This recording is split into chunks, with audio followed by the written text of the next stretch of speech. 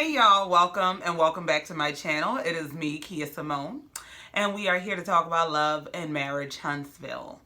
Now, listen, I'm just going to say this up front. I try to not make it a habit or make it my business to go in at the very beginning of a review. However, this episode picked up with the same drama that the last episode left off with, so I'm not left with a whole lot of choices, okay? And today, I'm gonna choose violence. No, no, today I'm just gonna let them have it, all right?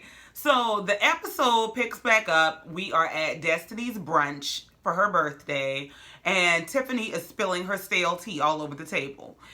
She's talking about how, I'm sure that I remember meeting you because I remember your now ex-husband won the award for Entrepreneur of the Year. I met you the next day at a party at Mel's house, and I told you how cute I thought your outfit was, and you were like, oh, that wasn't me. And so Ms. Nail, Chris's wife, who just always, God bless her heart, happens to be in the mix when they get to throwing glasses and spilling tea, is trying to clean it up. And she's like, are you sure that was her husband? Which is code for, girl, shut your ass up. Okay? Well, she's like, yeah, I'm sure it was. He won the award. And here goes Mel. Of course she knows. She know who won the damn award and who went on the stage. And that's the point at which Destiny puts her church finger up and says, hold on, y'all, I'll be back, okay? Now, last week, I kind of was perturbed by the fact that Destiny got up and ran away.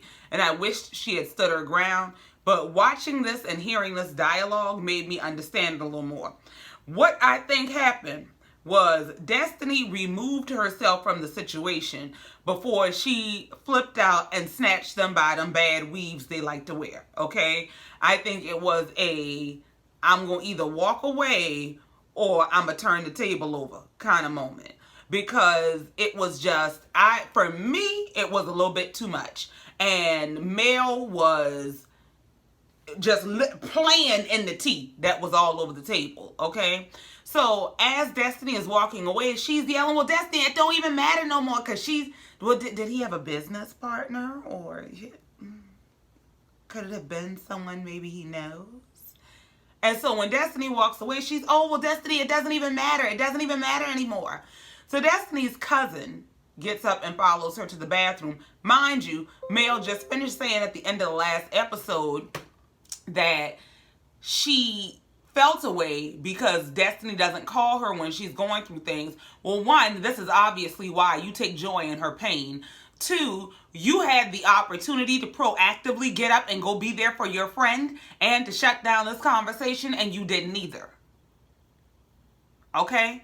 So Destiny is in the bathroom and she's like, yeah, I'm okay, but I'm a person with feelings. Like, how am I supposed to feel? So they go back to the table, and before they get back to the table, Ms. Nail is asking, like, basically, once again, in shut your ass up terms, are you sure that was her husband? Like, maybe it was somebody else? And she says, no, I'm sure because I remember saying this to her at this party and I just felt so bad.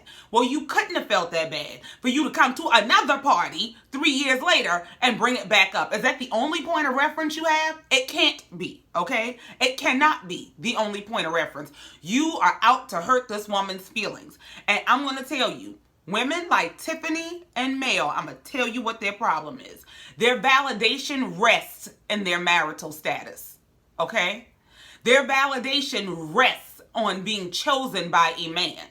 Okay? So what happens is, because Mel, for example, got married and was dragged through hell to stay married.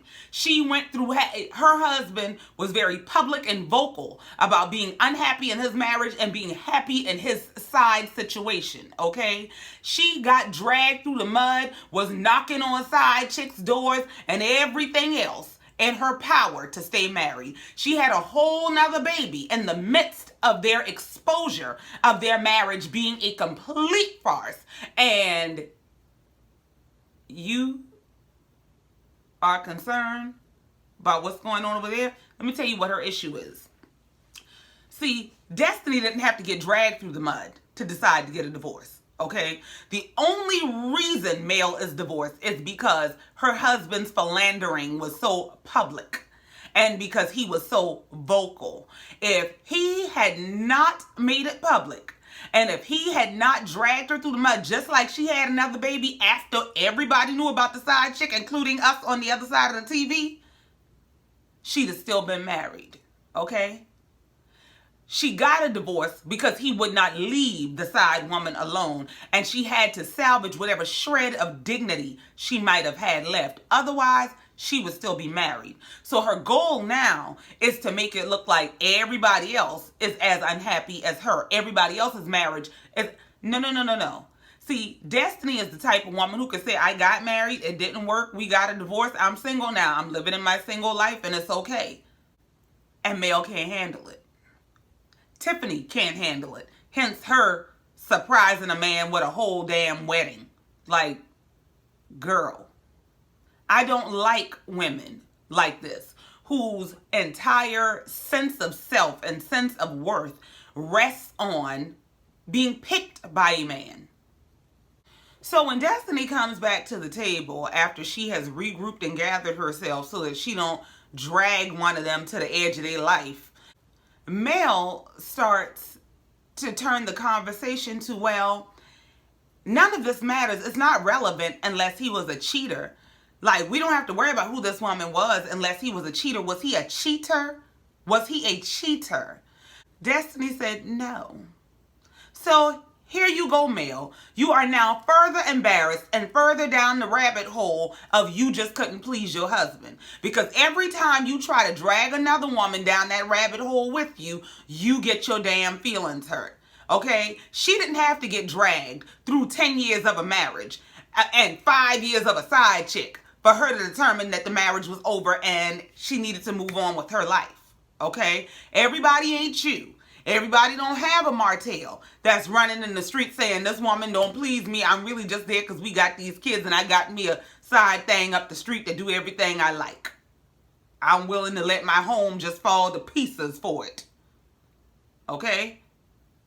That's why you need to be mindful of how you handle people in their situations. Because when you live in a shaky glass house, you don't need to never be throwing rocks across the street. So then after all of this, when Tiffany and Mel decide to get up and go to the bathroom, Mel decides to go around the table asking everyone, do they like Tiffany? You like Tiffany? You like Tiffany? You like Tiffany? I like Tiffany. I bet you do. No, we don't like Tiffany, girl, and we barely like you. Okay? Bye. So then Mel turns her attentions to how well Kimmi and Destiny are getting along. About, oh, y'all are getting along so well now, because we know that they didn't get along at first, right? Well, Destiny, being the silent assassin she is, said, oh yeah, old Baldhead said we would get along. Marcel told me that. He did say me and Kimmi were so much alike and we would get along and we should just give it time. And Kimmi said, yeah, Marcel came to my house and said the same thing too. Girl, y'all better throw her husband back in her face. That was funny to me, okay? Because you ain't the only one who can throw dirt, okay? Mel worked my nerves. Mel worked my nerves in the scene because you brought Tiffany, but you were driving this boat. I don't care what nobody says. And she can get on Instagram and wherever else and Facebook and everything else and put out these whole dissertations about how she was not trying to set Destiny up and this, that, and the third. Yes, you were. Yes, you were. Anyone who was a friend to her would have shut this conversation down rather than pressed it forward. Period. But you don't know nothing about being a friend to nobody. Not even to yourself. Hence, you dragging yourself through the misery you called a marriage and wanted to tell us you had the blueprint for. Girl, bye. So after they, shoot their shot back and say, yeah, Marcel said we'd get along because Marcel thinks everybody is amicable except you. Whew, child. We move on. We move on to Marcel and Tisha in Houston. Marcel said he had to take a later flight. We'll leave it to Miss Wanda to figure out why. So he finally arrives in Houston. Tisha comes to the hotel door in her lingerie. And Marcel's like, oh, okay. This nice. Oh, okay. So they go and sit down on the bed. She sits on his lap. And this is the most uncomfortable 3 minutes of TV I've ever watched in my life. Okay. She's trying to be sexy. He literally changes the subject and starts talking about all these business things they need to do and all the loose ends they need to tie up before this event that they're there for and yada, yada, yada.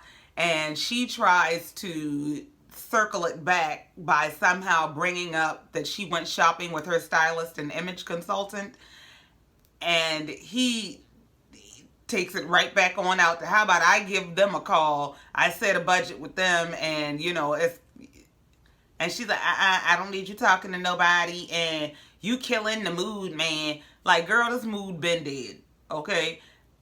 I was embarrassed for Tisha. This was just so uncomfortable because Marcel is giving the vibe that he is unattracted and uninterested. And maybe you need to investigate what he was doing that he missed his flight and had to take a later flight. Okay? Like, I think he came there on empty. If you picking up what I'm putting down. Okay? Okay.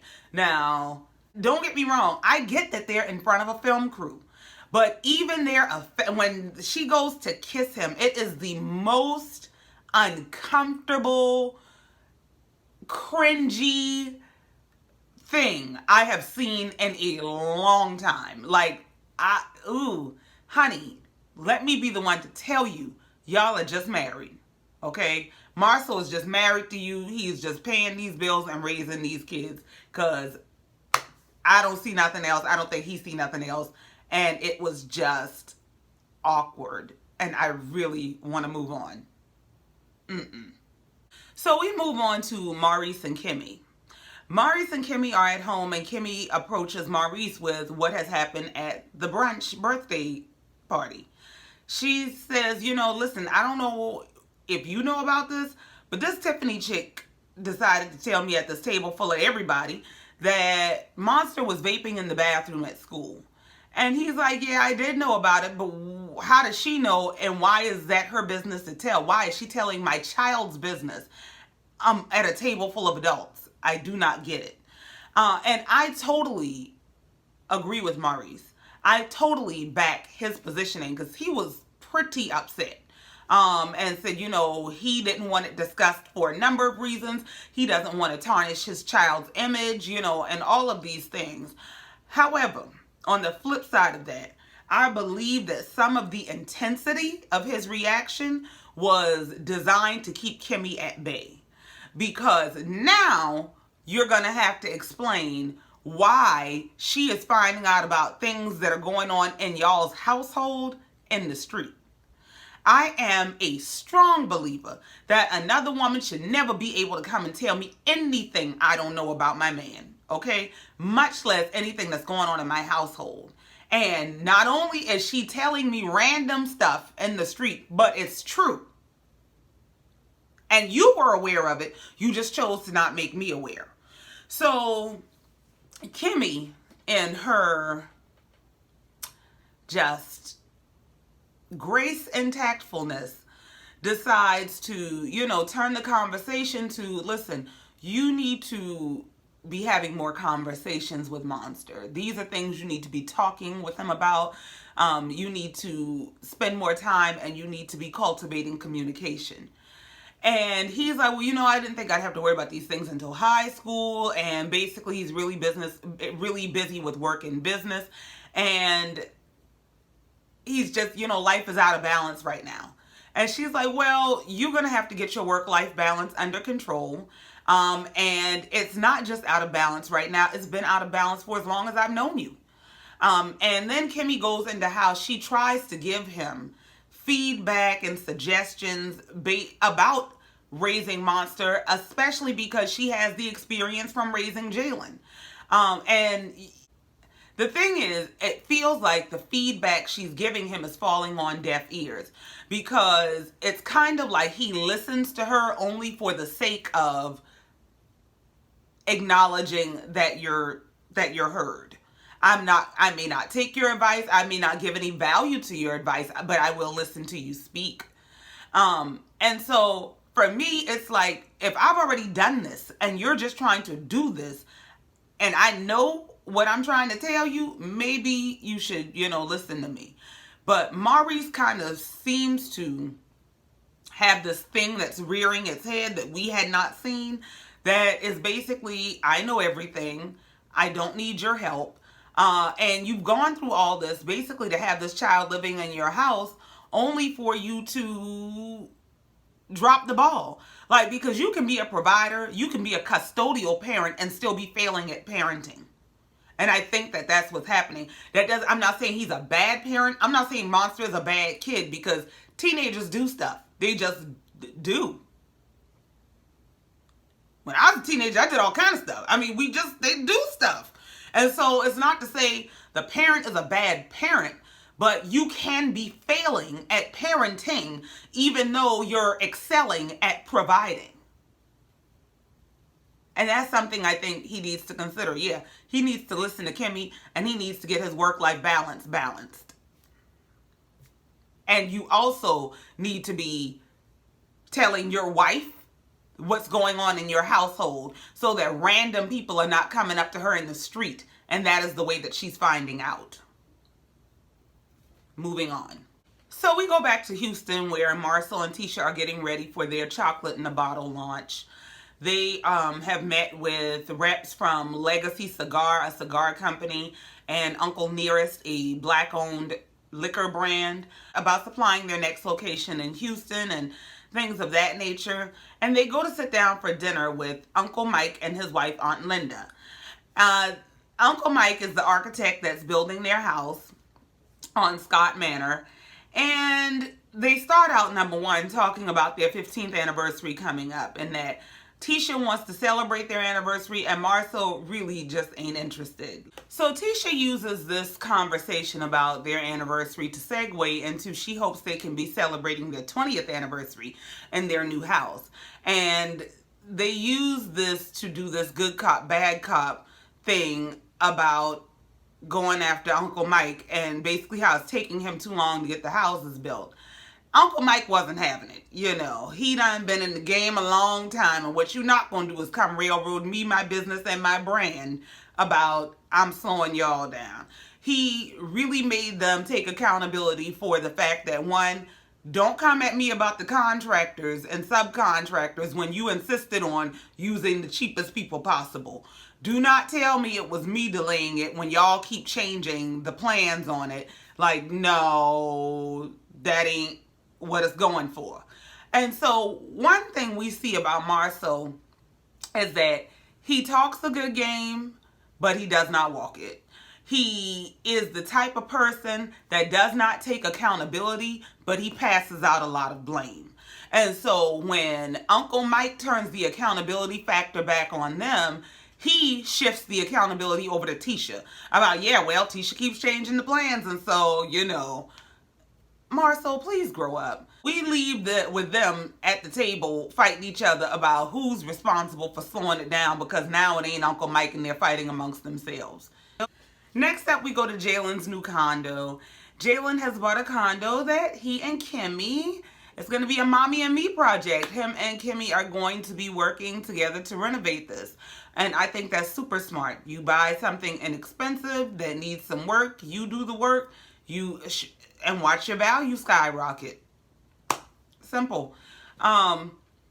So he and Kimmi are going over the plans, and she's talking to him about setting up a budget, setting up a schedule, and making time to do all of this. And he starts to explain that, his time is basically being monopolized by Black, that he is always there. He's told Marcel that he needs help, but he is being overworked, undersupported, and micromanaged by Marcel and Tisha. Kimmi basically says no one is surprised by this. They know Marcel. No one is surprised.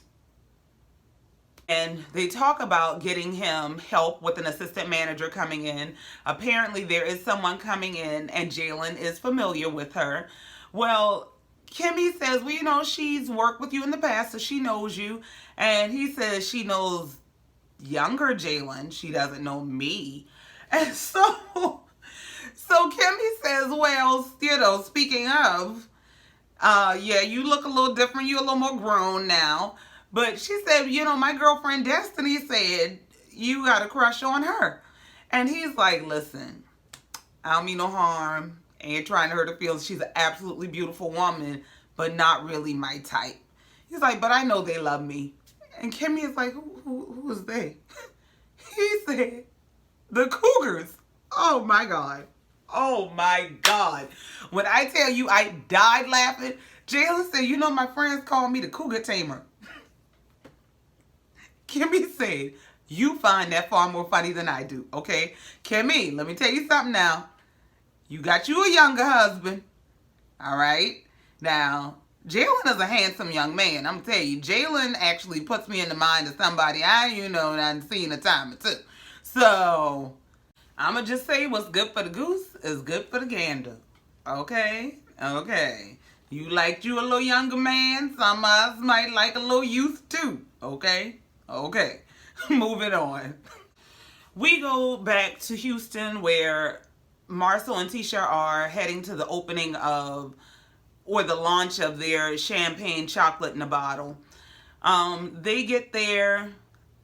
Marcel is working the room. He's going around hugging and kissing cheeks and shaking hands and thank you for comings and oh, you look beautiful and all that. And Tisha is trying to hold conversations, but all her eyes are doing it is. Wherever Marcel at, girl, just say your husband done cheated and you don't trust him. I mean, damn. One thing I cannot stand is an insecure woman. Let me teach you something real quick. He can't watch everybody else and watch you, okay? So you work the room too, all right? You better walk in your femininity and the power you have as a woman and knowing you are beautiful and work the room. Eventually, he gonna wonder where the hell his wife at. Let me go see where my wife at. Who's she talking to? What's going on over there? Okay? Because I'll be damned if I'm be chasing a man. Like, the insecurity is unattractive and it's a turnoff. Girl, like, So we see the infamous moment that people have been waiting on since the trailer, where Kyra from Ready to Love and Marcel look like they're having a moment. Now, Kyra has done an interview on a channel called Little Black Book, where she said nothing happened. Basically, she was coming out of the bathroom. She ran into him. She said, congratulations. His wife walked up. She said, congratulations to the wife. The wife cut her eyes at her and grabbed her husband and said, let's go. And that's pretty much what it looked like happened. They walked outside and, Tisha makes the whole moment of it. Yeah, I saw that girl in the red dress eyeing you. And he was like, which one? Oh, because baby, he done eyed them all. So she goes, well, you didn't see it, but I saw it. Do you think what do you think? What do you think is going to happen except now he going to really go looking for the girl in the red dress? Because she must be a bad something to make you come grab me and tell me that's why you grabbed me. Like, Tisha, when the next time you and your stylist and image consultant go shopping, tell them to take you somewhere to buy some self-esteem and some confidence, okay? Girl, bye. So we get to the final scene of the show where Maurice and Kimmy are going to meet Maurice's ex-wife, Kiowa, and her husband, Zave. Well, they get there. There's no sign of Kiowa and Zave. They order food and drinks, and these people are obviously running very, very late. So Maurice starts to drop hints that he has to go because he has a meeting with an attorney that he can't reschedule. And so Kimmy says, well, maybe we need to reschedule this. And he's like, no, you know my heart. You can speak on my behalf. She don't even know what's going on in y'all's house. You got things going on with this child that you're not telling her, but then you want her to sit in your absence and speak on your behalf in regard to a child you are keeping her out of the loop on, to the mother of that child who does not like or respect her. So Kimmi said, no, I'm not going to speak on your behalf. I think we need to just reschedule this. And just like all her other advice, it falls on deaf ears. And he's like, no, he leaves her sitting there. And Kimmi looks like she could breathe fire. Okay? I'm going to tell you like this. I don't know if it was for the cameras, but Kimmi is better than me, because I'd have got my ass up and left too. I'm not going to sit at this table and just sit here and sit here and sit here and wait. Like, we don't live in the era of cell phones where you can't pick up a phone and say, listen, I have a meeting. I got to go. We have to do this another time. Hell, the child y'all share lives in your house. Why can't y'all have whatever this powwow is later on? You can come by the house. We can go to another restaurant. We can come back to the same restaurant. We just can't do it right now. Okay? It was just... it was bad. And I think we are seeing some issues with Kimmi and Maurice. And I don't know if these issues have been there, if Maurice has been this kind of person, or if he got this way after they got married. But he does not seem to have a concern with Kimmi and what makes her happy, what serves her, what she needs. She's kind of just there as the help. You know, it's kind of like he just wants her to be there to pick up the slack in terms of domestic duties, in terms of raising this kid that he wants all the credit for raising. I don't know. Maurice is going to have to get it. You even gave this girl a honeymoon, and you just leave her to deal with this kind of mess. It was just, So the episode ends with Kiowa and her husband finally walking in, and a to be continued, because we'll see how Kimmi handles this on the next episode. Whew, child. Okay. This episode had a lot going on. That was a lot, but that is the end. I think I got most of it off my chest. If not, catch me in the comments and we'll talk about it. But in the meantime, I will see you next time. I appreciate you stopping by to let me get it off my chest. As always, I love you. Mean it. Bye.